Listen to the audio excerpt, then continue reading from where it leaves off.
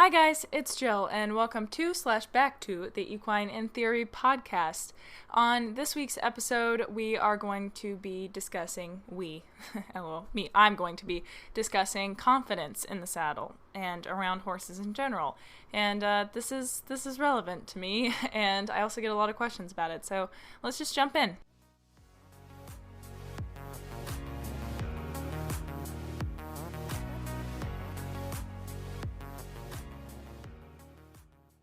Alrighty, so confidence, that is the topic. I always get asked questions about confidence in and out of the saddle, around horses in general, and it's something that I've been dealing with as of late also. Let's start by talking about me. So it's been a while since I was jumping, larger than normal, because, last year when I was riding Zoe pretty consistently and we were running training level, it was actually almost a year and a half now, but I was schooling 3 foot, 3.3, 3.6 pretty consistently, and then she colicked, and then I've been starting with positive reinforcement and have been focusing on that and groundwork, and just really I haven't jumped her in forever, and therefore haven't jumped big in a while. And I know some people will be like, big 3.6 is like teeny tiny, but that's a big jump. Like, okay, it's up there, and it's significantly bigger than what I've been jumping for the past year, which has been X rails or 2 foot, like nothing much larger than that. And the other day I had a really fun experience where I was riding my boss's horse that's going, and he's not really green. He's like a going made horse. And, but she wants me to take him to a show because she'll be out of town. So, I was schooling him, and I'll only be running him beginner novice, but, we're just playing around. And so I put the jump up a little bigger, and I put it up to 3 foot, and I stepped back and I looked at it and I was like, nope, not doing that. And put it right back down. In my defense, this horse has a very big jump. Like, he practically does a handstand on the backside of the jump because he's just got a bascule. But I was like, that's big. I don't want it. And I was like, wow, I'm an old lady now. I'm officially afraid of jumping higher than like 2.6. And, so I don't know. I think that if I had a horse, and I will likely be pushing myself to get back to this point, especially on him, but especially with jumping, for some reason, I'm not sure if this happens to everyone, but most of the people I talk to say that this happens. Like, you get so used to a height and it looks teeny tiny until you don't do it for like a month or 2 months, or let alone a year, and then you look at it again and you're like, oh my god, that's huge. I can't do that. No. And so we actually took Flit to school cross country this past weekend, and it kind of threw me off on the podcast. I'm sorry, this episode's late. My bad. But yeah, I was on him and schooling him, and my boss is a little bit older than me, so she was like, you young spry individual are going to be the one that's gets sentenced to the wolves first. If he's going to buck or be stupid or stop at anything, you're going to be the one that's going to risk falling off, not me. Which is what she pays me for, so it's a crude way of putting it, but yeah. So I did not fall off, and I was fine, but there were some jumps that I was like, wow, okay, I would have laughed at that a year ago, and now I'm like, nervous. So I think it's a relevant topic to talk about, and last time I asked you guys on my JETEquiTheory Instagram what topic you wanted me to talk about, I got a lot of comments of people wanting me to talk about confidence, and so that's what I'm going to do. So obviously I just had my own run-in with a lack of confidence, and I know that it happens to a lot of people, especially after falls. I haven't really ever encountered that problem, and I fell off of a pony the other day, because I actually got bucked off, which was my own fault, but I wasn't afraid to get back on him or anything, and most of the times that I've fallen, like, I fell off and face planted and broke my nose once, and it was pretty traumatic, but I still got back on and went to the jump again. So I don't know. That's never been an issue for me. But I do know that when I first started riding, I had a big confidence issue. I was so scared.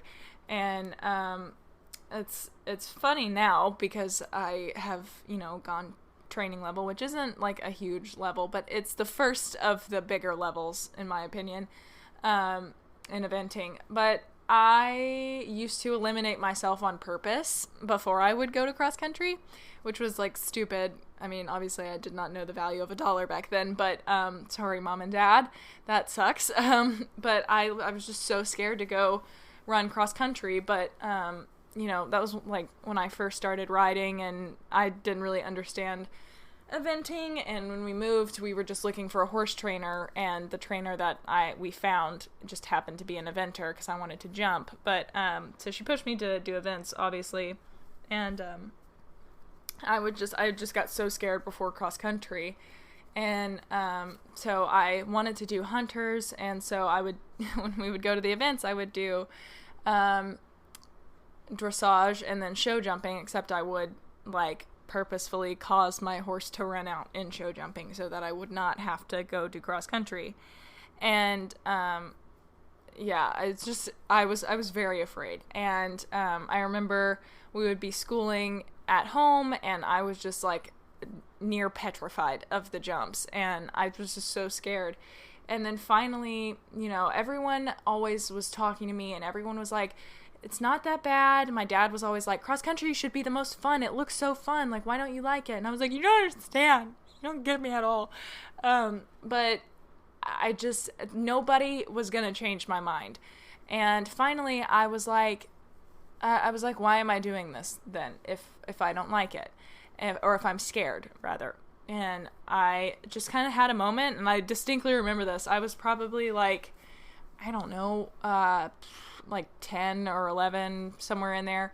And I just kind of like sat myself down, and I was like, do you want this? And then I was like, yes, I do.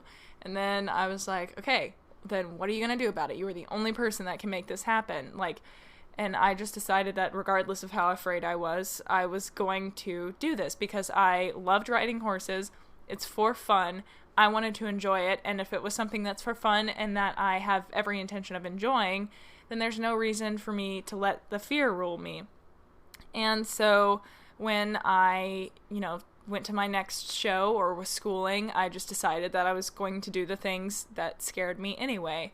That's not to say that you should conquer everything that scares you, but a lot of things that could prove to be very fun are scary. And, doing a certain height or a certain jump or, doing a certain competition or type of competition like cross country for me was very scary. And I decided that's something I wanted to do, and it's supposed to be fun, and I'm the only one holding me back. So I just like bucked up and was like, I'm going to go do it. And I did.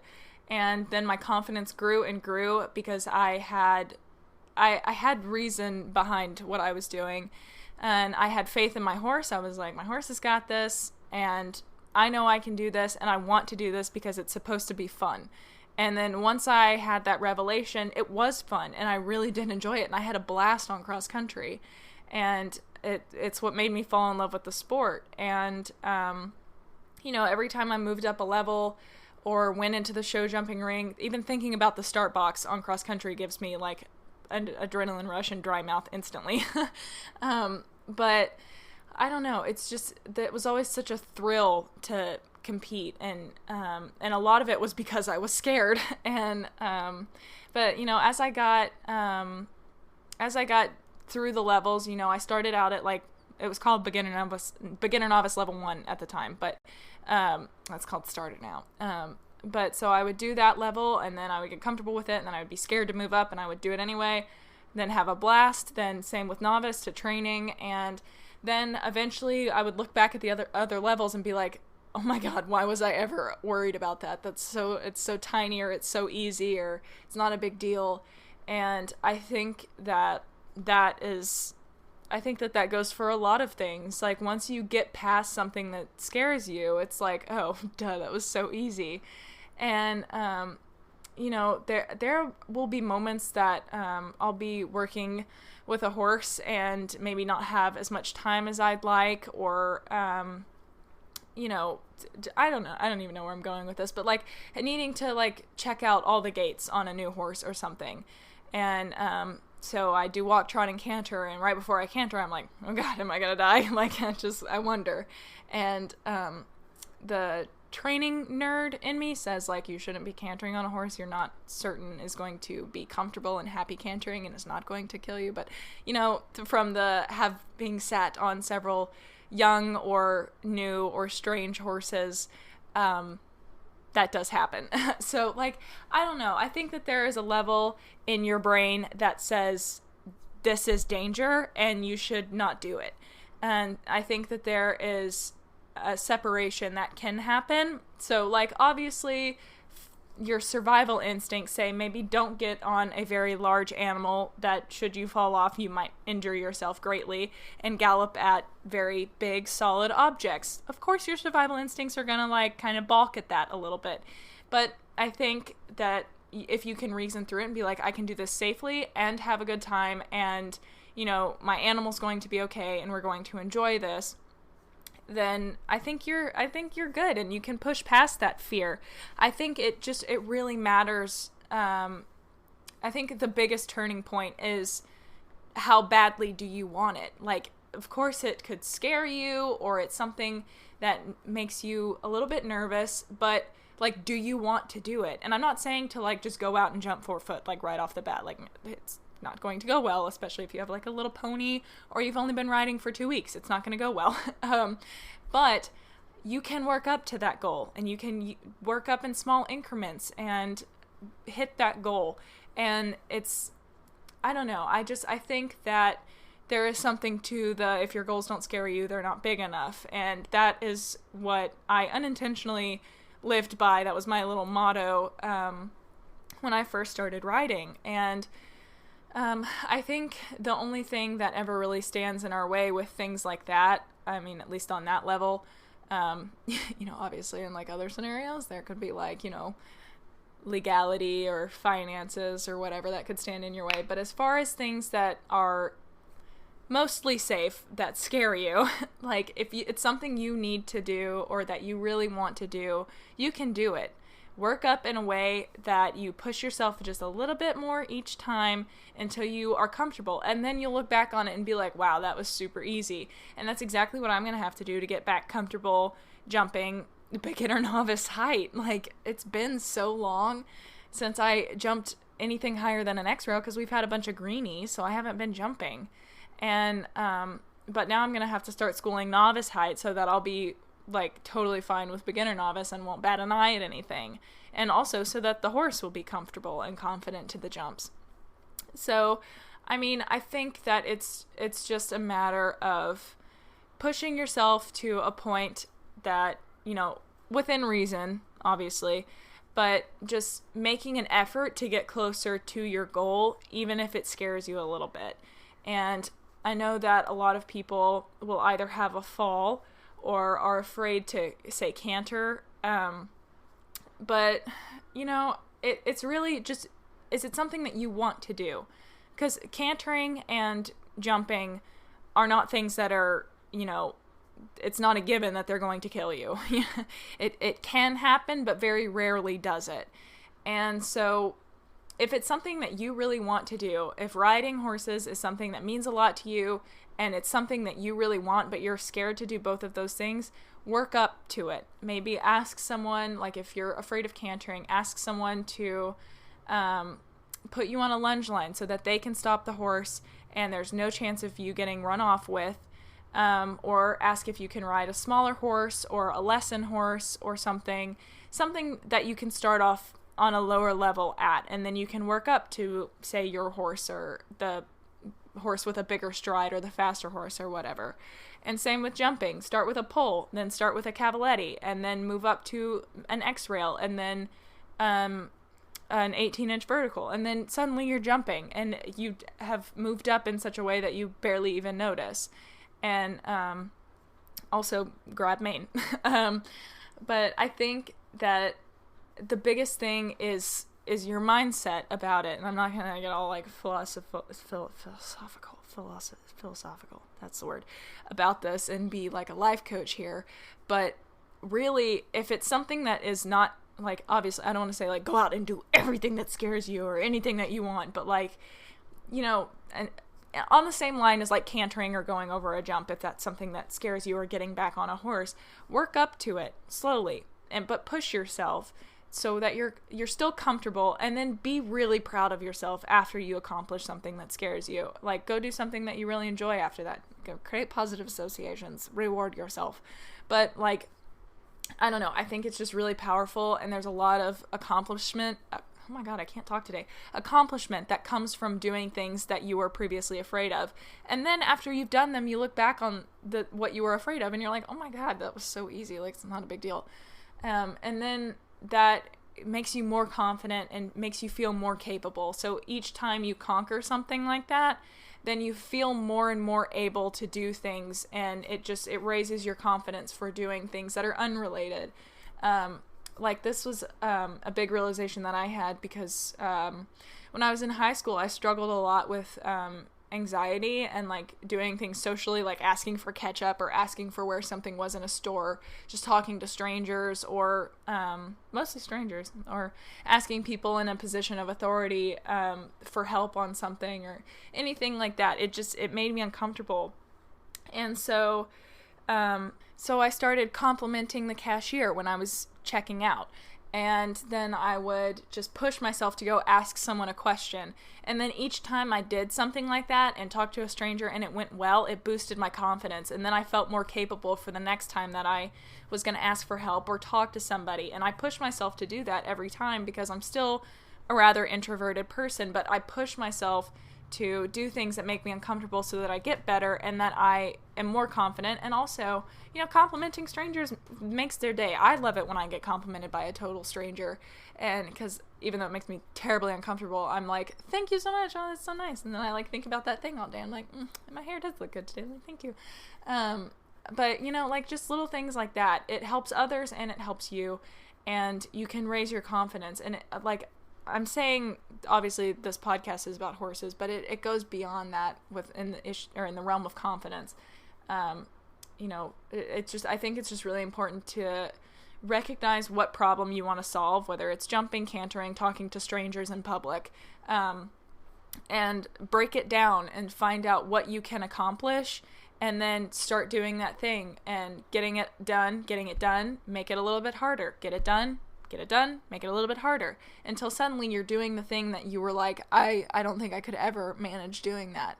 And I just think that it's super powerful, and I try to live my life that way, because I got tired of being anxious, and I know anxiety doesn't work like that for everyone, but that was what it was like for me. It was just a matter of being afraid to do things, and finally I just got so tired of being, you know, ruled by that fear. And the same thing happened with riding. I was like, I want to ride. I love riding. I love horses, and I love jumping. Why am I so scared to do this? And I was like, okay, it's time to say goodbye to the fear. I will do it anyway and do it well.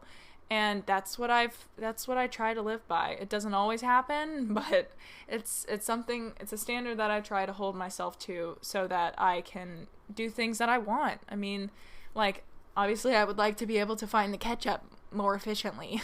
Or I would love to be able to, you know, jump a certain height and go have fun, or ride in this part of the field, or, you know, try a new training method that I think might work better for my horse, despite what I think the reaction from the public is going to be.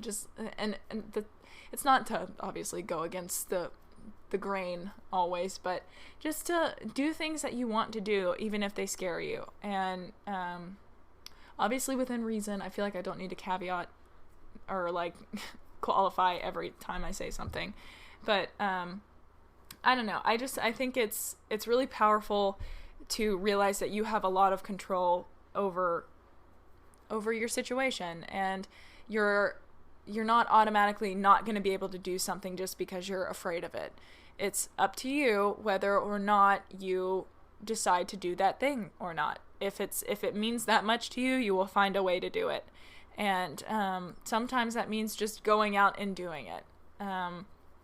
But there, for most things, you can find ways to like inch up to it. So you're doing like systematic exposure instead of flooding, which can go horribly wrong. But yeah, I don't know. I think that is going to wrap up this podcast. I need to go get food, and I also need to get this published since it is currently Tuesday at 6:51 p.m. And I'm supposed to post these at 8 a.m., but it did not happen this week. Got too much going on. So I am going to leave you guys with that. I hope that this ramble all over the place was somewhat helpful or motivating, because I'm still very unmotivated, but I've got to get motivated.